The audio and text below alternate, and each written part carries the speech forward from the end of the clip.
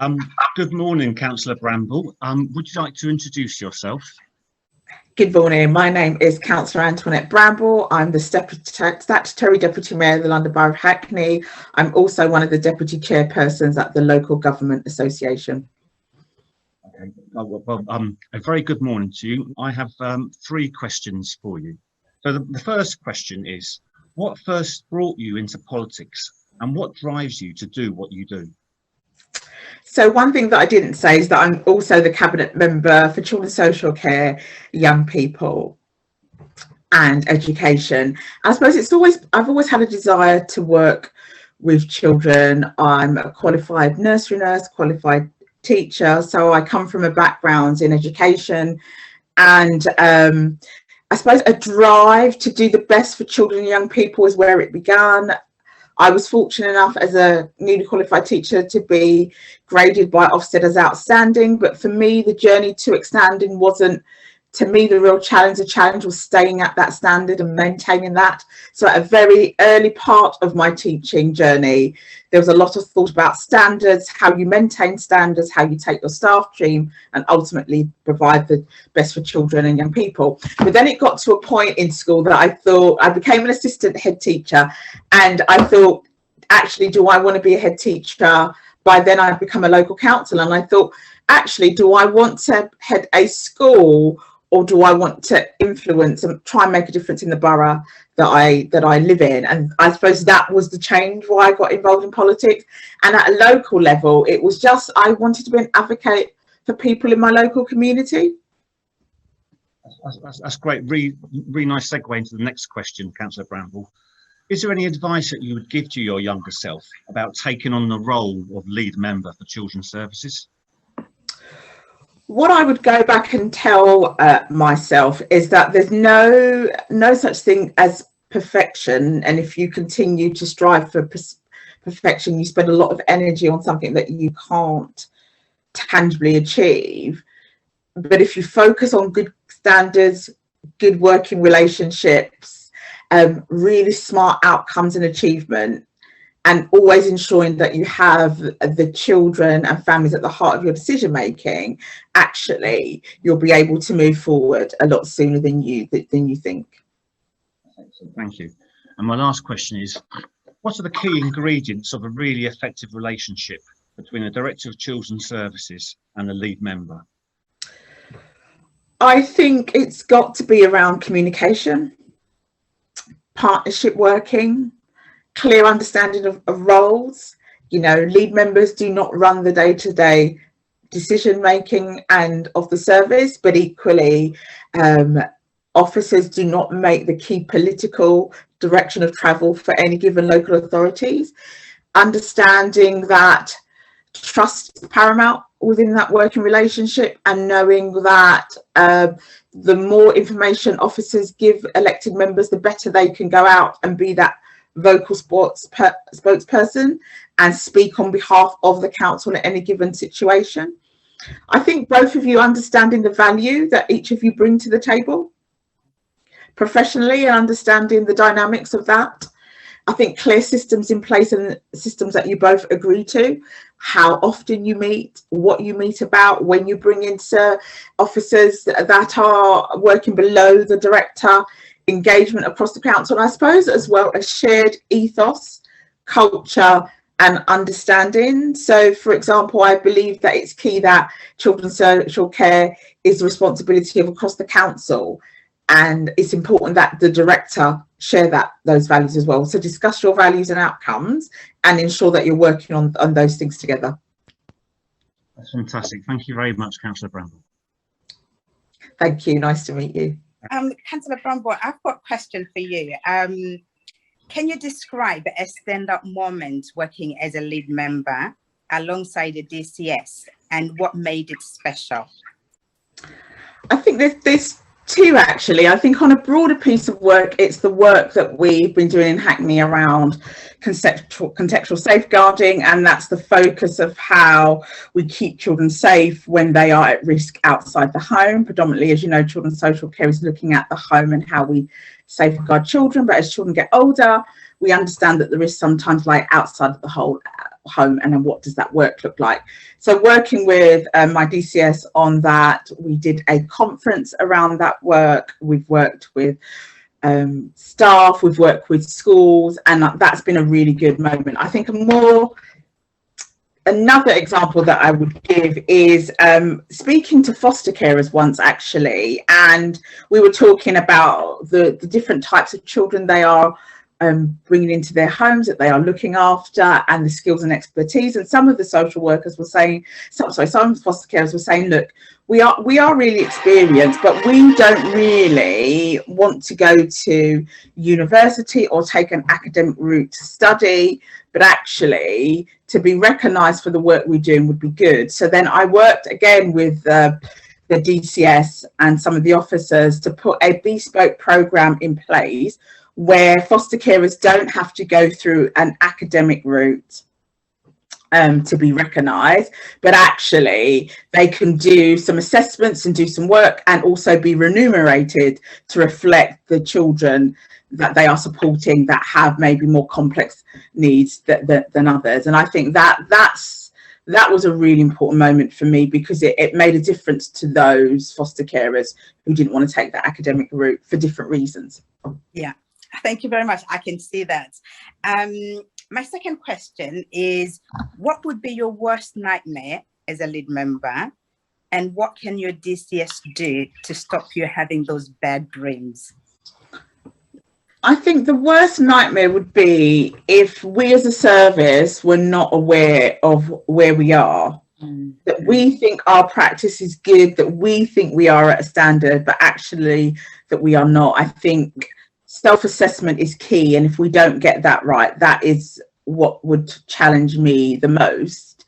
I think everything else you can deal with, and how the DCS could reassure me of that is ensuring that we are both clear of the framework that we have in place, the monitoring system that we have in place, and then our communication that sits alongside that in how we evaluate, review the framework, what the communication looks like, and how we together analyse the data that we are monitoring in terms of our self-assessment standards and practice.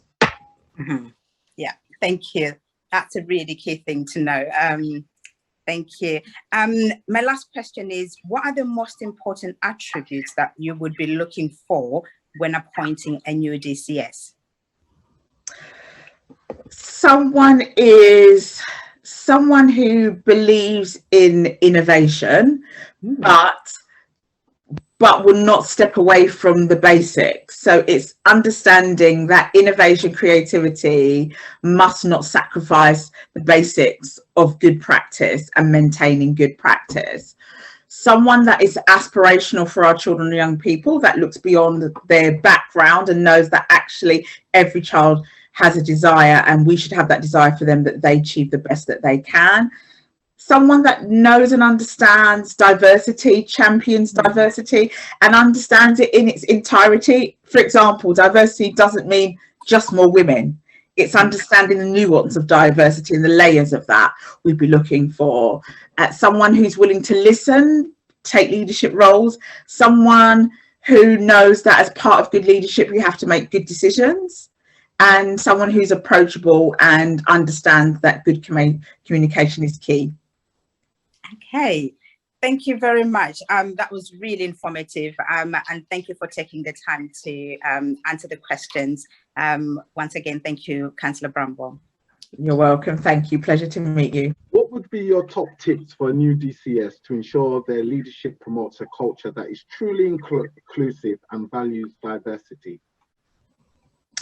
I think you would have to demonstrate at a very early level, not just speaking about including leadership, but making sure the staff team are clear in what your inclusive leadership principles are, because that will demonstrate and set a strong signal to the organisation.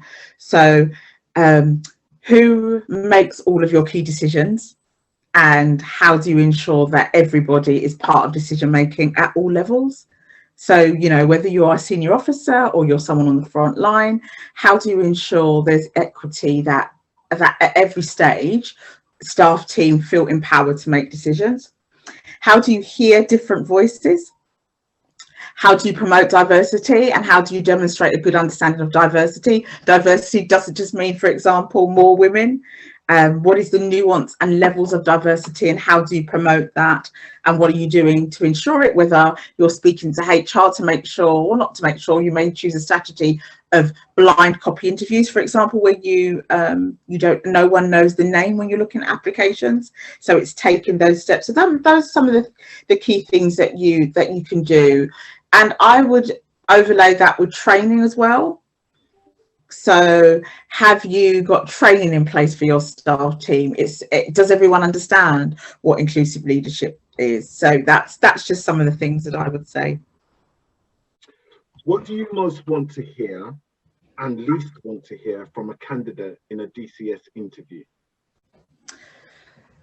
So I suppose I least want to hear about them being very critical of the organisation or even the new organisation, or critical of members and not thinking about how they're going to address that issue.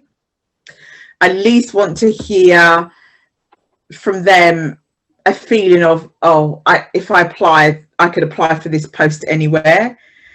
That's what I least want to hear. What I most want to hear is their innovation. Whether you call it moral purpose, a real drive for purpose, and knowing that will galvanize them going forward, that will give them the energy, the drive and the determination. Integrity is key. You want to hear that what they'll do will be integral and they'll make integral decisions. Insight and knowledge of what they're getting into, whether it's an inner city area, whether you're up in the Yorkshire Dales, that they have an understanding of the community that they are going into. Innovation is key. Without innovation, pioneering, creativity, I don't know how you galvanize and take a workforce with you. So that is key. Self-awareness, they've got to be self-aware and understand, because you would be concerned if they're not self-aware that they would lose staff members as they're going forward with things. Definitely resilience. It is a challenging role that you are going into, so you have to demonstrate that resilience because it's a statutory service, but beyond that you want to deliver more than just what you have to. But you're dealing with people sometimes at the very most complicated and most vulnerable times in their life. So what is your resilience? You've got to be flexible, but I suppose the key thing for me is absolute aspiration. You absolutely have to be aspirational for every single child in our family, in our community, and I absolutely need to hear that from any DCS that is applying to work with us. My next question is pretty much around that there are not many black senior leaders in a DCS role or in certain children's services roles. Do you have any advice for black leaders who are aspiring to climb the ladder, as it were?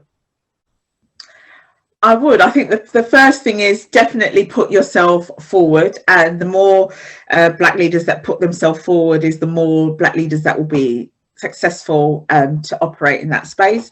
I think as well, having a good network around you is key. Sometimes that can sit within the organisation, sometimes that can sit outside of the organisation. I think there's two things. I think it's important to have a safe space to speak about the barriers, and also it's how you work with the organisation. If you feel there are structural barriers within the organisation that you have experienced personally, I think then you go to someone else in the leadership team to tangibly talk about those things. So it's network, personal space, barriers within the organisation, and it's talking to those in the senior leadership teams and being quite honest and transparent about these are the barriers that I faced. Excellent. Thank you very much. Good afternoon, Councillor Bramble. Thank you so much for agreeing to participate and accept a couple of my questions. I've just got two key questions that are pretty much interrelated, really. So if you're happy, I'll start with the first one. So the first one, is do you have any top tips tips for an aspiring DCS looking for their first post? I think what you've got to look at is, what does that local authority, what does that community say to you, speak to you? What does it mean to you?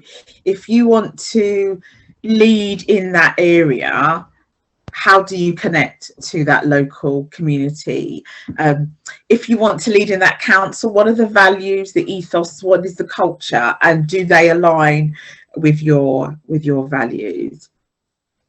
Also, it's looking at the strengths of that local authority, looking at the strengths within that team, and is that the same strengths of you? Because you've got to think, as a DCS, you want to think about your strengths, but what areas of improvement you want to have that supported and scaffolded in. So I think it's really about the local community and the makeup of the local community, what that means to you, and looking at the local authority, their track record, their ethos, their ways of doing things, I think are the most important things.